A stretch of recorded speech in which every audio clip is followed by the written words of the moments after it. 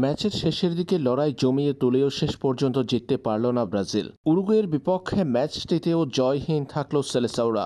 2026 বিশ্বকাপ বাছাই পর্বে নিজেদের মাঠে উরুগুয়ের বিপক্ষে 1-1 গোলে ড্র করেছে ব্রাজিল। 5 বারের বিশ্ব চ্যাম্পিয়নরা ম্যাচের শেষ অংশে গোল পাওয়ার মধ্য দিয়ে লড়াই জমিয়ে তুললেও শেষ পর্যন্ত জয় আদায় করে নিতে পারেনি।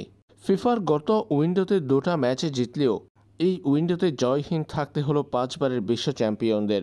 দক্ষিণ আমেরিকার সাবেক 2 বিশ্ব চ্যাম্পিয়নের লড়াই। পুরো ম্যাচে আক্রমণাত্মক ফুটবল খেলার পাশাপাশি বল দখলে আধিপত্য দেখিয়েছে ব্রাজিল।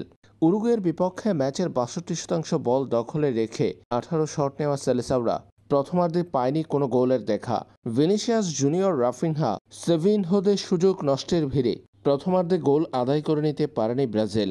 আক্রমণ ভাগের ব্যর্থতায় প্রথমার্ধের খেলা ছিল গোলশূন্য ড্র। পরে দ্বিতীয়ার্ধে ম্যাচের 55তম মিনিটে স্রোতের বিপরীতে ভালভের্দের গোলে এগিয়ে যায় উরুগুয়ে। পিছিয়ে পড়ার পর আক্রমণের ধার আরও বাড়িয়ে ম্যাচের 62তম মিনিটে গেটসনের গোলের সমতায় ফিরে ব্রাজিল। এরপর আরও বেশ কিছু আক্রমণ করলেও সেগুলো গোলে পরিণত করতে না পারায় শেষ পর্যন্ত 1-1 গোলে ড্র নিয়ে মাঠ ছেড়েছে ব্রাজিল।